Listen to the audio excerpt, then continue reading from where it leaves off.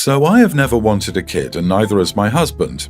It just wasn't for us, but despite using multiple forms of birth control, I got pregnant. We considered all our options but decided adoption was the answer, and we started looking into it. We found a lovely couple who have been trying to adopt for years, but kept getting rejected by parental mothers because they were a gay couple. They are the sweetest couple I ever met. Nothing has been finalized and the progress has taken a lot longer due to the global situation, but we've been talking and sending them updates. They are completely into being part of the pregnancy as much as possible from a distance. Now this is where things get messy.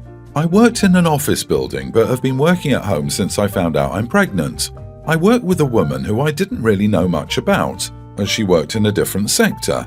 And the only time we really come into contact was on staff meetings nowadays or on Zoom calls.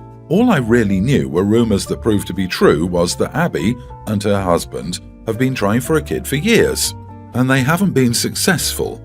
They try but aren't eligible for public adoption due to legal issues in her past. Nothing huge, just completely victimless crimes. She found out I was pregnant and planning on adoption. She contacted me. This is a sum up of our phone conversation. Me: hello. Abby: OP, this is Abby. So I heard you're pregnant. Me: yeah, I am. Abby: I thought you didn't want kids. Me: I don't, but accidents happen, I guess. Abby: so you're not keeping it, right? Me: yeah, we decided that would be our best option. Abby: that's great. You know me and Kyle have been trying for kids. Me: yeah, I know, I'm sorry about that. Abby: well, I was thinking that we can adopt your baby.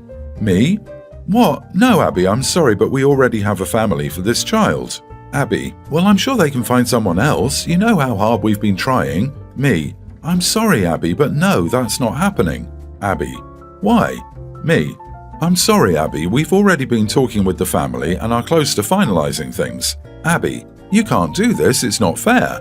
Me: huh? Abby: you don't even want a kid, but you got one, and you're not even keeping it, and now you won't even let us adopt it. It's not fair. Why did you get pregnant and not me? Me: Abby, I'm sorry. She hung up before I could say anything else. Now she's giving me the stink eye whenever we have Zoom meetings and being rather passive-aggressive to me. I feel bad. I know they've been trying for a while, but honestly, even if we hadn't already picked a family, I wouldn't have chosen her. I don't want this child around me right now. It sounds harsh, but it would be weird for me to see her bring the kid to the office or posting pictures of them. I would be very uncomfortable. When the child's older, I'm perfectly okay we connect, but just not now. Am I the idiot for not letting my coworker who can't have kids adopt the baby I'm putting up for adoption? Not the idiot. You don't owe her a baby. That's such a weird thing to expect from someone. Also, I go to HR and inform them of this. What she did is inappropriate, and now she's punishing you for not giving her a baby. You didn't rob her of the chance of having a kid. She can't have it. That's very sad, and I feel for her. But that doesn't mean she can go around demanding people to give them a baby. Not only are you not the idiot, but you were also seriously harassed. Please tell HR or a direct supervisor of hers about this behavior. They do not want that kind of liability rolling around emotionally abusing any other pregnant co-workers. Microaggressions at work are just another form of harassment and need to be reported. She's not allowed to treat people the way she is at all, but in a work setting, it's severely egregious. Agree. This is an intensely personal decision for you and your husband, and the couple you have chosen are getting such an amazing gift from you. You need to do what is best for you, your husband, and this child. From the sounds of this woman, she might not be such a great parent. Best of luck to you. I don't want people to think that Abby's a bad person. I think she's just desperate. I get where she's coming from. It must be a slap in the face to try so hard to have kids, and it doesn't happen only for the one person you know who doesn't want them to get pregnant. She probably isn't a bad person, but from her comments she definitely is in need of psychological help. OP, your child, your decision. It's not your problem she can't have kids, and it's 100% understandable that you would not want to give the kid to someone who is so close to you. The couple you have chosen deserves this child. Abby can go try IVF or something else, but she needs to stop thinking she is entitled to someone else's baby. So I, 35 female, was raised by a single mother. For some background info, after my parents divorced. My mother got a boyfriend when I was about 13, and they emotionally mistreated me for years. As a teenager, I was gaslit, told that I would amount to nothing, and both of them would pick fights with me over the smallest things. She told her boyfriend more than once to basically insult me in arguments, to the point I'd end up crying and walk off emotionally drained. My younger brother was blatantly the favourite out of the two of us. Unsurprisingly, I had a string of mental health problems which she dismissed as attention-seeking. They got worse until I left for college. Anyway, I applied for college behind my mother's back. Every university I applied for was at least an hour and a half away, and by the time she found out, I'd accepted a place at a uni 200 miles away. She hit the roof and she screamed at me for days. I managed to pass all my exams and got into the university I wanted. I cut things off with her and everyone else in my family a few days before I was meant to move into university. I got through college by taking out the maximum student loan, working pretty much every summer, and taking out a huge overdraft. My mental health problems literally vanished within a few weeks of arriving because I felt like I could be myself. A couple of months after graduating, I got a job that let me emigrate, and I stayed in that country for the rest of my 20s. There, I got therapy to get over the trauma, adopted a few dogs, and worked on myself. My other half and I moved back to his country, he's Dutch, after we married, and we bought a house there. We've now got 3 kids, and I'm making sure they have the loving upbringing I never had. My marriage is happy, I have amazing in-laws, and I love my job. I'm so proud of myself and of how far I've come. So here's where I may be the idiot. I'd given a cousin one of my contact details to only call me in emergencies. She'd wanted to leave the family, and she called to tell me that my mother had been diagnosed with terminal cancer and only had a few months to live. Apparently, after I left, she clung to my brother and began emotionally manipulating him, making him cut contact. Her boyfriend left her shortly after that. After the diagnosis, she told my cousin that she was sorry for everything and wanted to talk to me because she deserved a second chance. I politely declined. I know that entertaining her would destroy all the progress I've ever made over the years, but I also hate the idea of anyone dying alone. Everyone's told me I made the right choice, but a part of me feels guilty. Am I the idiot? Not the idiot. She's dying alone because she abused everyone close to her and pushed them away. If you go back to see her, she'll likely start doing the same things again. You don't owe her anything. She treated you horrifically, and it's for the best if you stay away from her. If you don't feel like you need any sort of closure, then allowing your mother to contact you will not benefit you in any way. She made her bed when she decided to hurt her children instead of being a loving and supportive parent. You owe her nothing. Leave your past in the past and go on enjoying the present and future you have made for yourself. Even if the OP feels she needs closure, she won't get it from her mother. When the OP left, her mother shifted to the brother. When he left, the OP's mother broke up with her boyfriend. If the OP gets in touch, she will probably just target the OP. The mother isn't saying she's sorry, she's saying she deserves a second chance. Congratulations on overcoming so much. You're not the idiot for not wanting to put yourself through any of that. Your mother made her decisions. The consequences are hers to deal with. But once she's gone, she's gone. There will be no chance for any kind of closure for you. My only advice is to make sure you're okay with that before you make your final decision. My daughter and my son-in-law's oldest child is going to college. While he was growing up, I never really played a grandparent role since my daughter didn't let me see him much. I stopped visiting when he was a toddler. Now that he's 18 and going to college soon, my daughter and her husband want him to go to college debt-free. They clearly can't afford this. They came to me since I had the money to fund his college. When they asked, I refused. They looked shocked, like they weren't expecting it. I explained why. I don't really know him, plus I don't have all the money to give him. I could give him some money, but he would still have a small debt. They weren't satisfied with this and told me I had to pay it all. I asked why they hadn't saved, and they had a bogus excuse. They had to pay money for their needs as well, and they just couldn't afford it. I told them then why did they ask me while being so irresponsible? They didn't have an answer and just left in a huff. They called me later today and said they would forgive me if I paid for all of it. I said absolutely not, and they yelled over the phone that I'm an idiot who doesn't care about her family.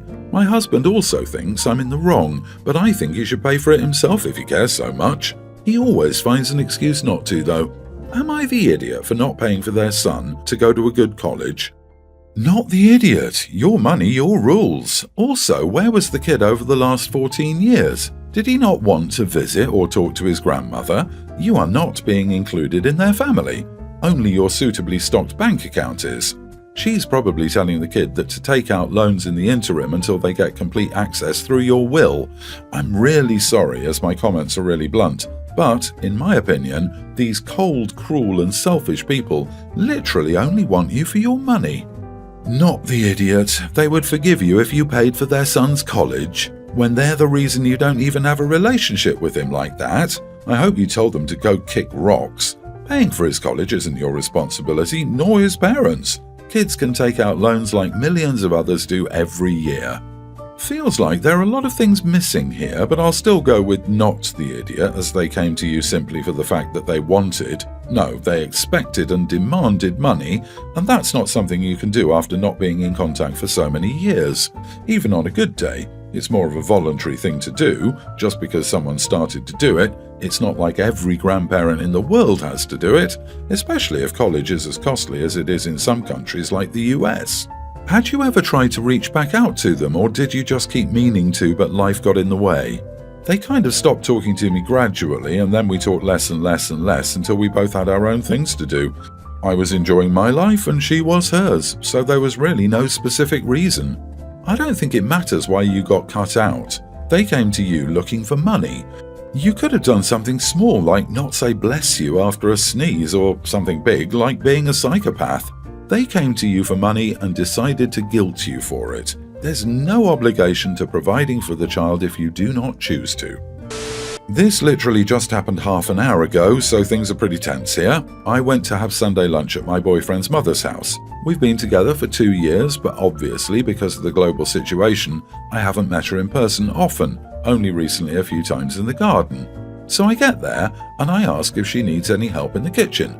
She says it's not necessary, but there's always something to do if I want. I leave my boyfriend chatting with his dad and go and help her. I peel and chop some potatoes and onions. There's some rubbish on the counter in the way, so I ask where the bin is and she tells me. I pick up the rubbish and it's the wrapper from the chicken. I notice that the date on the wrapper is the 29th of May, yesterday.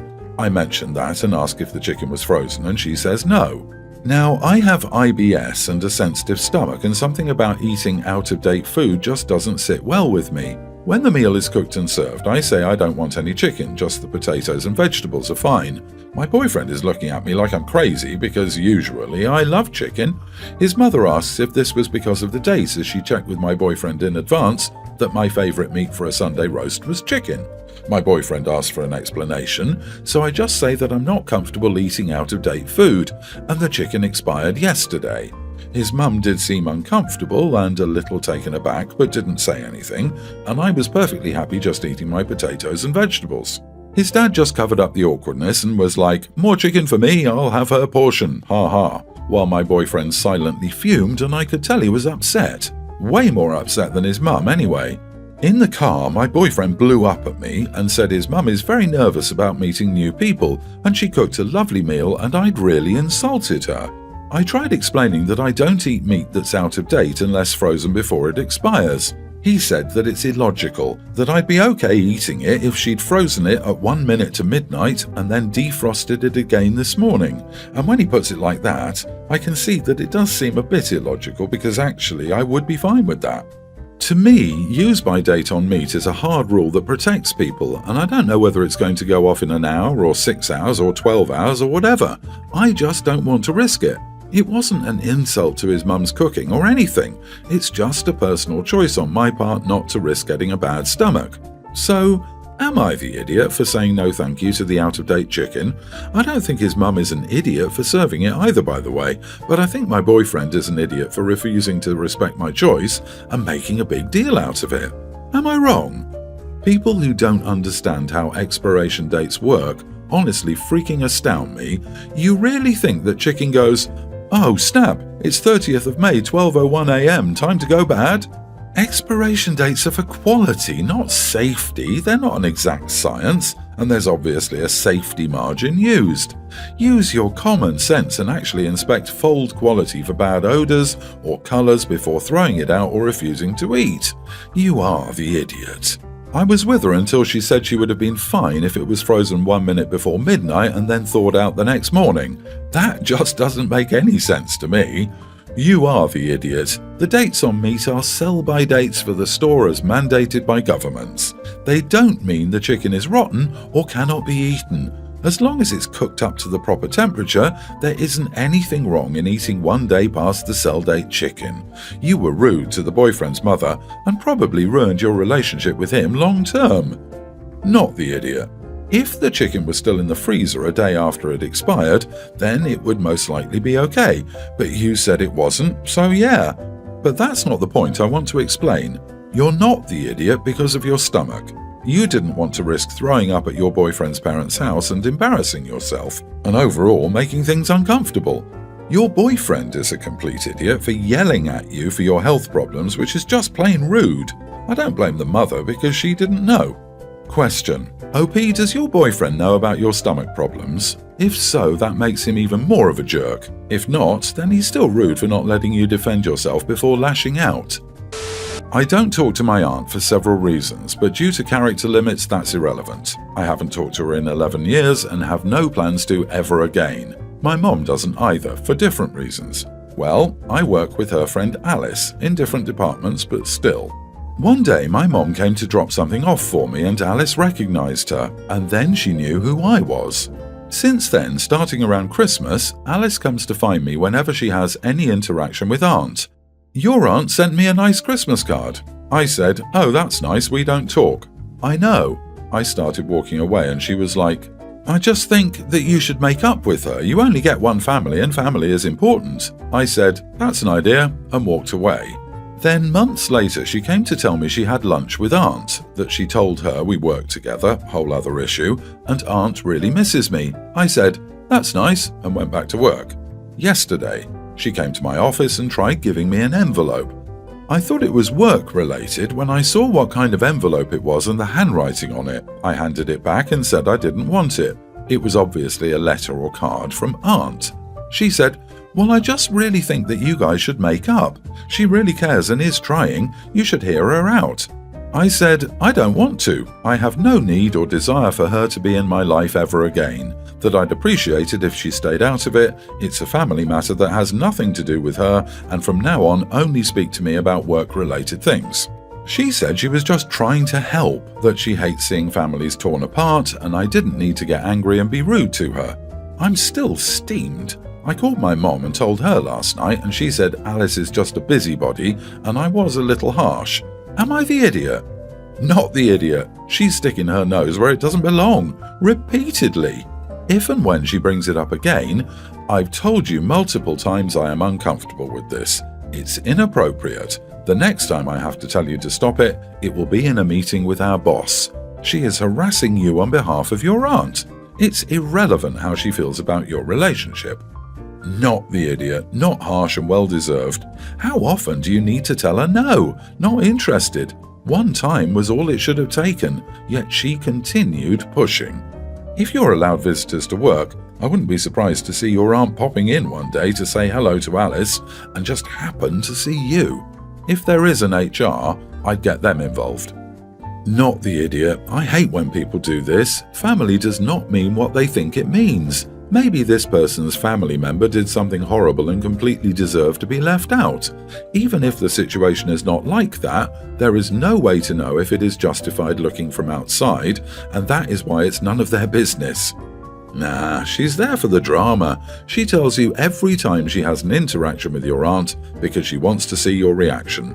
She loves being your aunt's messenger, and also yours because even if you're not really telling her anything, she still goes to your aunt with reports about you.